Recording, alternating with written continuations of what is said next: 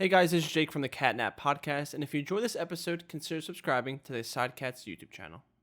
What's going on, guys? This is Jake and Brandon, America's two most flamboyant gamers, and you're listening to the Catnap podcast. On this week's episode, we got a bunch of kind of nonsense to talk about. There really wasn't that much going on.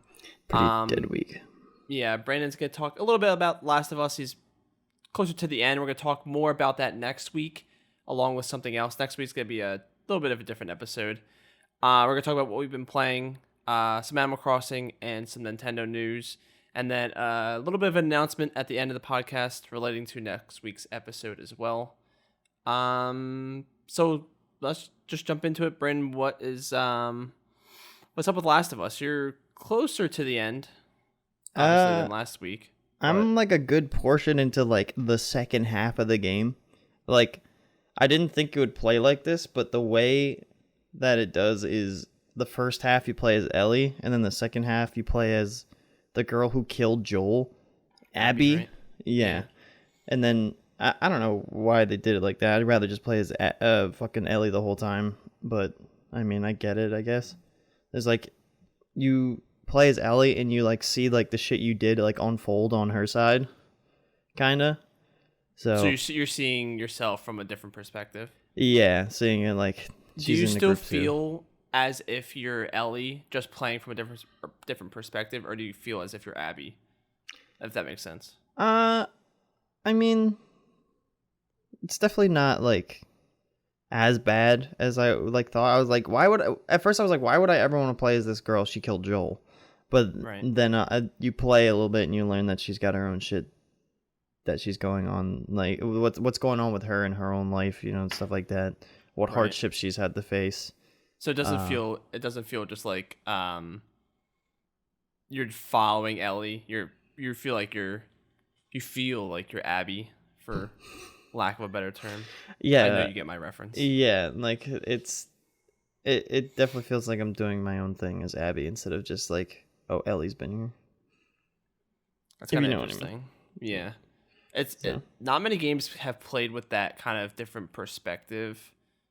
Like, there's obviously first and third, but what's like that kind of middle ground of like what's in between that? Not many games really play with that. Like, I think the example of like a second person game, the only one that I can really think of is I always think Monkey Ball is a second perspective game. Second person game, because you're not controlling the monkey in some of them. Wait, I think I get this right.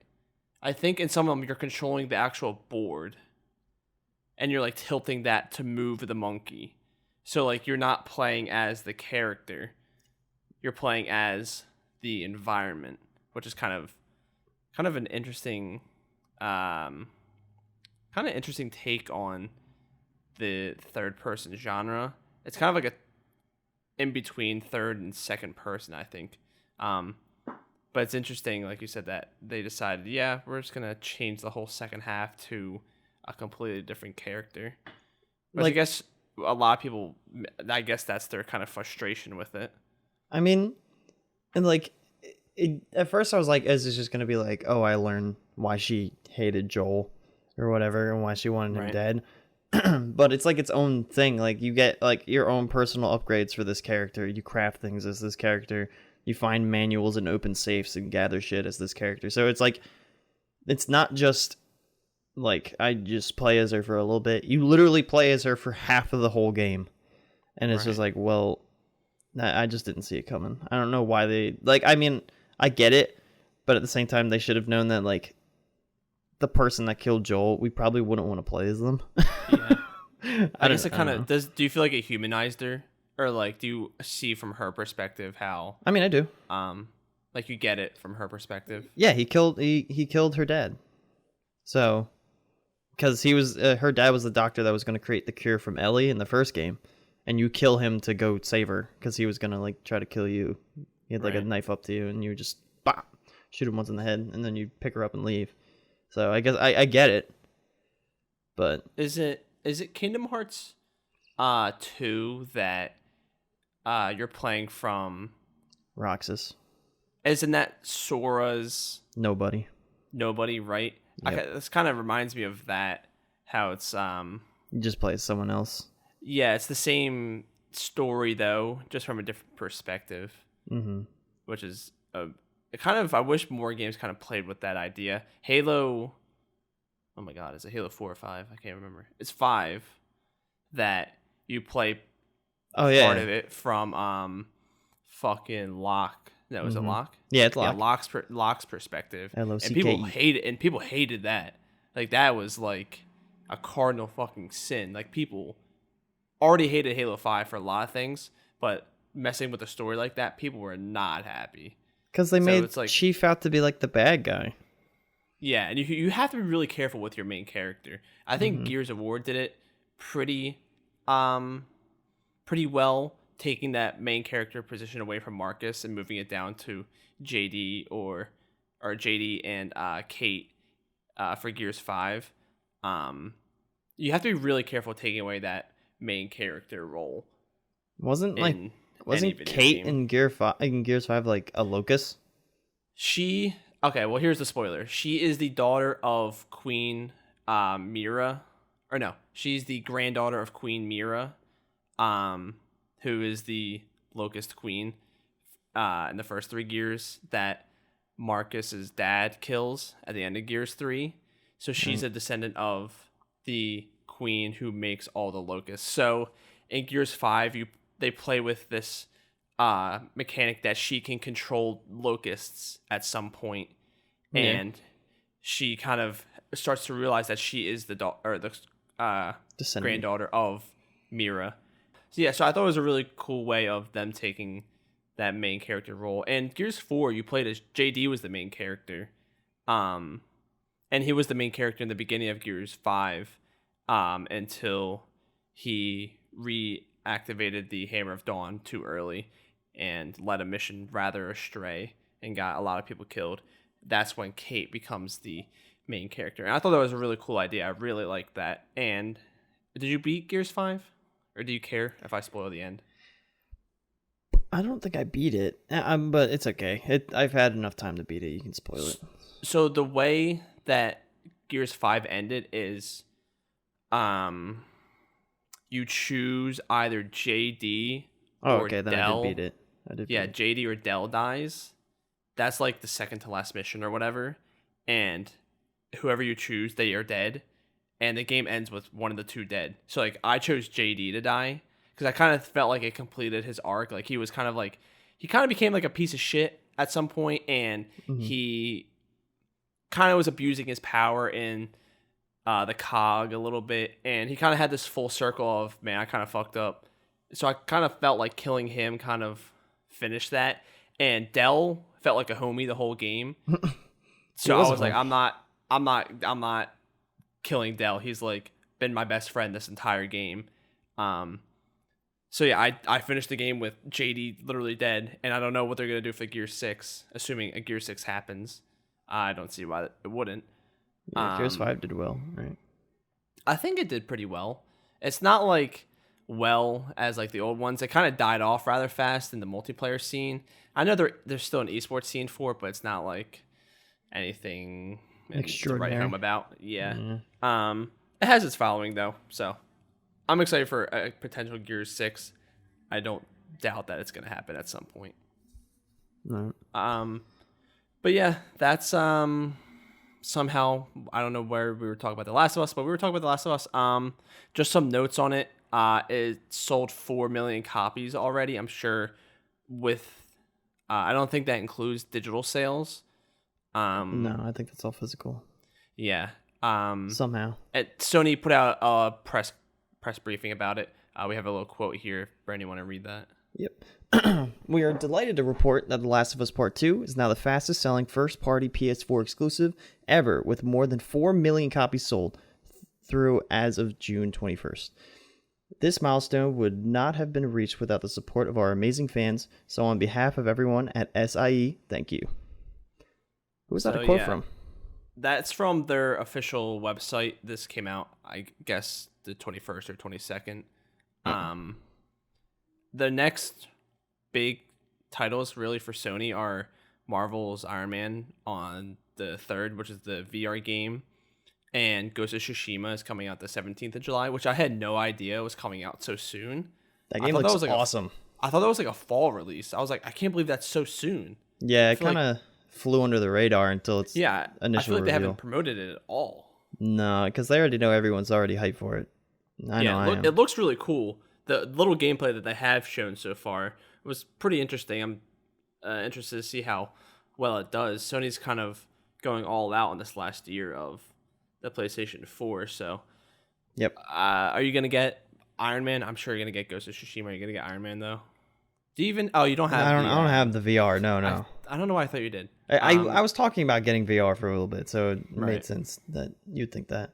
So I guess we'll see how that does. Yeah. I have no real interest in Marvel or Iron Man VR, but I'm sure a lot of people do.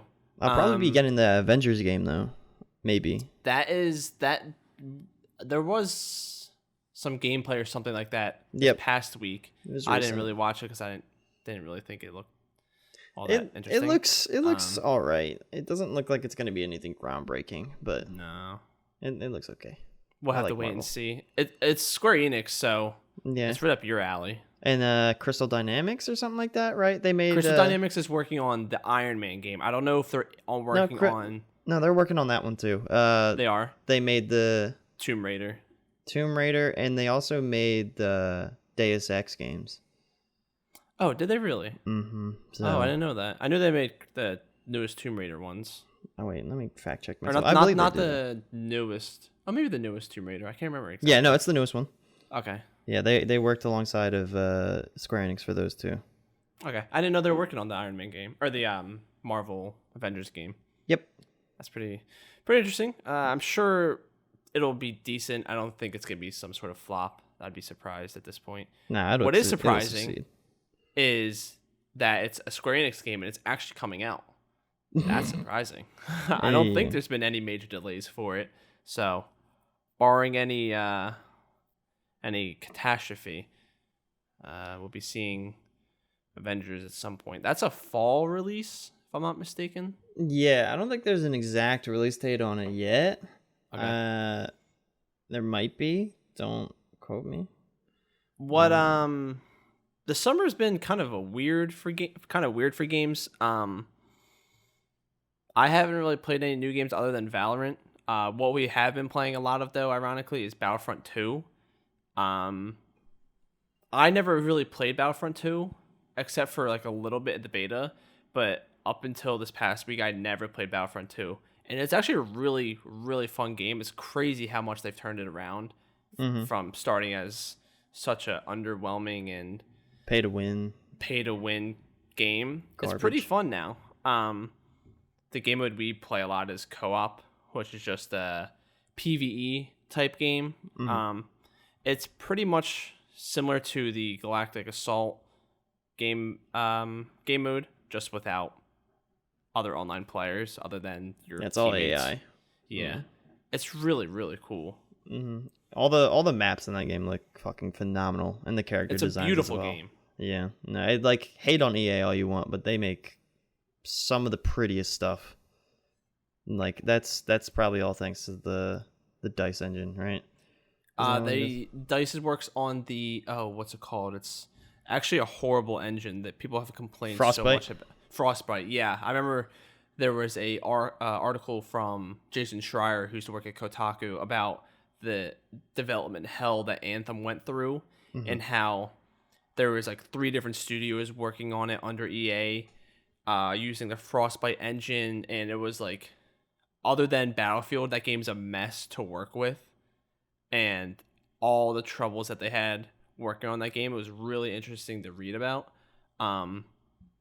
But when it works, it works. And Anthem, granted, was a pretty poopy game. It looked really cool. It was a really cool looking game. I liked it. One of the lead, I'm gonna get their position wrong. One of the lead art designers or whatever for Anthem actually works at the new Xbox studio called The Initiative. This group, they haven't announced what they're working on yet. They're obviously working on a game, but they haven't shown what game yet.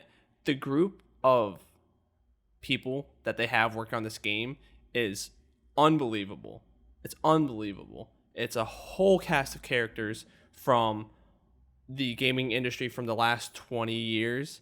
All have worked on hit after hit. So it's like they're creating the Avengers of a game studio that whatever they put out, if it fails, will be fucking surprising. Like this game, whatever it is, looks like it could be something absolutely special. Yeah, no, that's definitely exciting for sure. They have so many studios working on so many different things. They're busy. Hopefully, whenever this Xbox event, now that we're getting into July, should be this month. Whenever it is, it's gonna be. For me, I'm already like my expectations are already through the roof, which is setting myself up for failure, of course. Yep. Always. But hopefully they deliver. We'll have to obviously wait and see. But other than Battlefront, we've been playing Minecraft, the new Nether update. It's just Minecraft, obviously. But in the Nether. But in the Nether, yeah, that's exciting. Something that hasn't gotten an update in literally years. And then we've been playing a lot of Valorant. Comp's out. You can speak more on the comp aspect of it. It doesn't feel too different than just normal Valorant to me. I don't know how you're feeling about it. I mean, the matchmaking's still garbage. I mean, I don't like, we get paired into games with people that are gold and we're like silver 1, silver 2, and it's just like that doesn't make any sense. Or we get like unranks on our team and they don't, and they still have a gold. Like it's like, okay, that doesn't make any sense. And then we also have 2 bronze, but none of them are below silver 1. And it's just like, well, the game just sets you up to fail at that point. And it's like, I'm never gonna fucking go up if you don't put me against a team that isn't fucking a bunch of tryhards. So yeah. And I mean, maybe solo queuing is better. I never played the game by myself from the little solo queuing I've done, it hasn't been too much better. I don't get into too many close games, I don't think. It's pretty one-sided for the most part. I mean, you've been getting lucky though. Didn't you go on like a 4-win streak one day or something like that? I think, yeah, yesterday I had 3 or 4 wins in a row, which is purely luck. I am in the middle of the pack for the most part.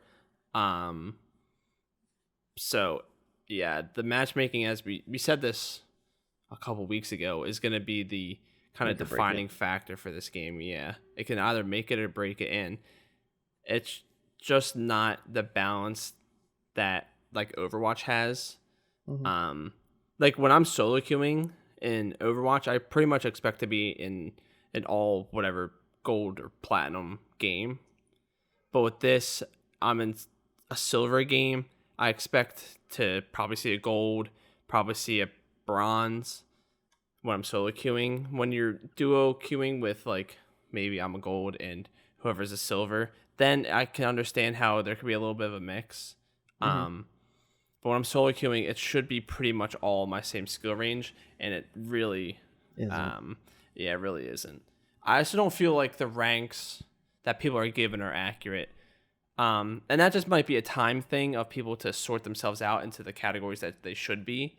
But yeah, a lot of people I see in silver or gold are either way better or way worse than what their rank actually is. I mean, what I run into in that game is I have good games and bad games. I mean, I can go get like a 30 bomb in one game, and then the next game I don't get a kill until the second half. Like, right. It's so on and off. It doesn't matter. Like, because I think I'm pretty good at the game. It's not that I'm bad. It's just just so hot. Thing. Yeah, I mean, that you can't ever really get like a fucking good rating off of that if that's the case. So yeah. I just expect to be lower than what you think you are if you are to do it. It has really changed the way I play. Like, I'm definitely way more defensive and just holding back for as long as possible, and then just picking my moments to go in.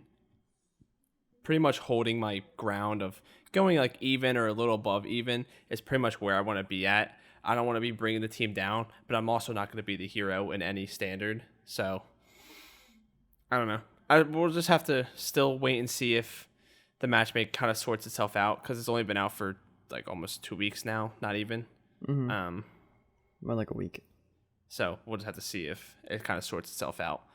Who knows? It probably won't, if it hasn't already. But we can't be too sure yet. Right. Yeah, we just gotta give it its time.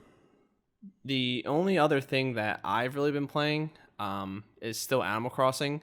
I haven't been playing it as much as I did when it first came out, obviously, but the first summer update is coming out on the 3rd of July.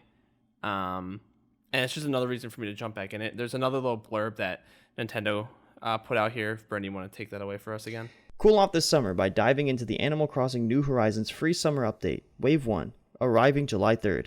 Put on your swimsuit and dive and swim in the ocean and even meet a couple new characters. Stay tuned for info on Wave 2, planned for release in early August. So yeah, the big summer 1 update is a diving and swimming update. Cool. New items, new fish and bugs and whatever I'm sure to be caught. So that's pretty cool big. To expect. Yeah, I think other than the Bunny Day event, this is kind of the biggest thing they've added yet. I don't know how limited it's going to be. If you could just jump into the water anywhere, I guess we'll see. Probably a select area. That's what I'm thinking, like jumping off of a rock or something. Yeah. But yeah, it just honestly gives me another reason to jump back in. I know you haven't played Animal Crossing in a while. That might bring me back, actually, just to see it. Yeah, it's kind of cool to see. I have a 5-star island already, and there's a couple villagers I still want to get, and that just takes time because I don't time travel. Right. But there's always stuff to do. I've been meaning to play and clean up my island a little bit, change some stuff up. So hopefully this entices me long enough to get back into it. This kind of segues into my other topic, and I'm showing the camera, you can't see obviously, but right. I got a new pair of Joy-Cons. Both red, right? Yeah, because the fucking left Joy-Con started drifting on my old pair, and I just couldn't play in handheld mode.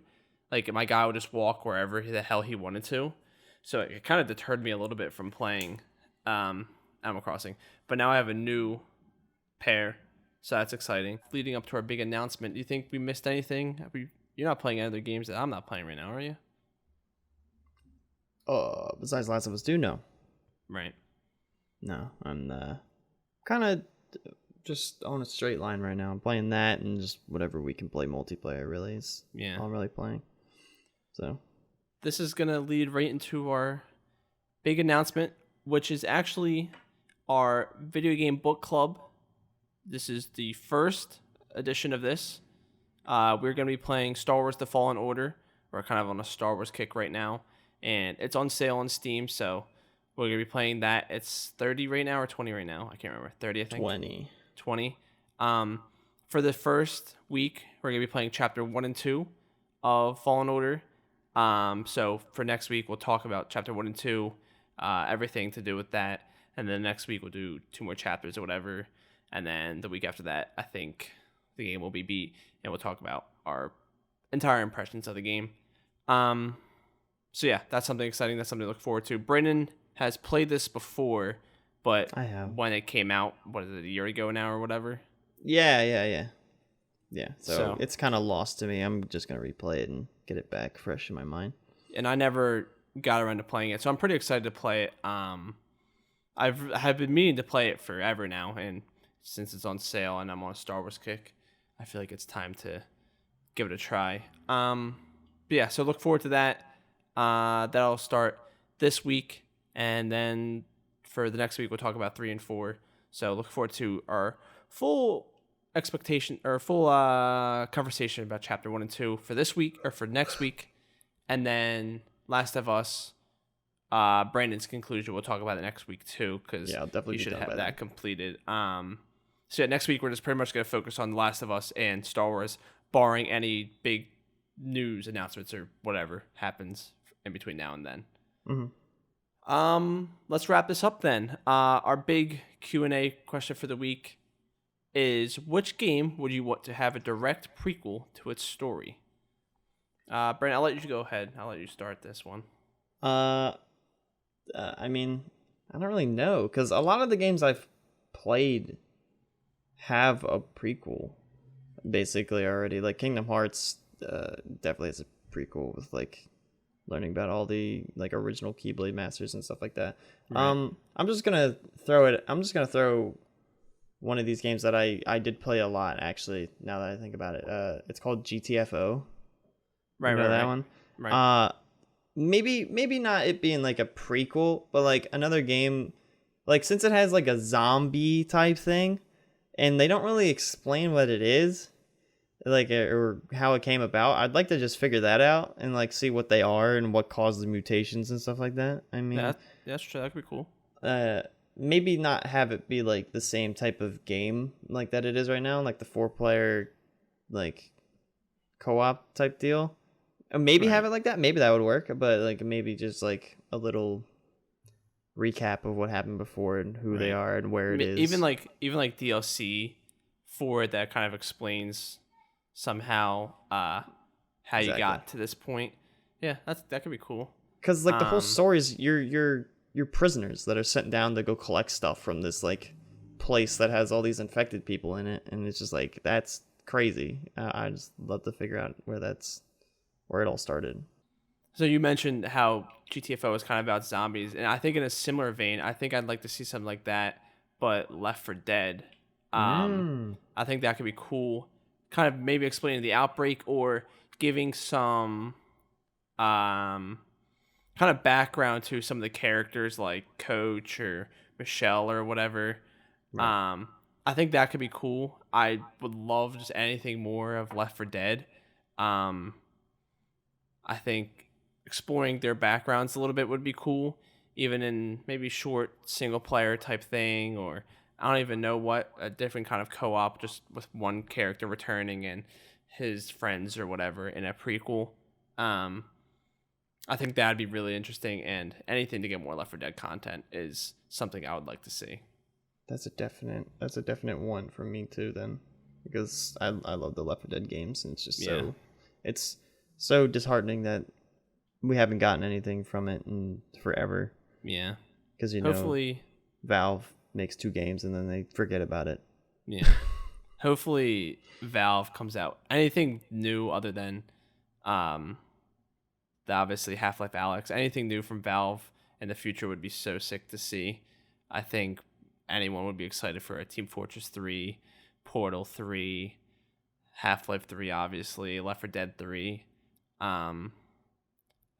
Who knows? They make so much money just off of Steam alone that they don't really need to make a new game anytime soon. Hopefully they do. It's been a little too long for me. Or even something new. Valve always makes cool stuff, so something new wouldn't be I wouldn't be opposed to either.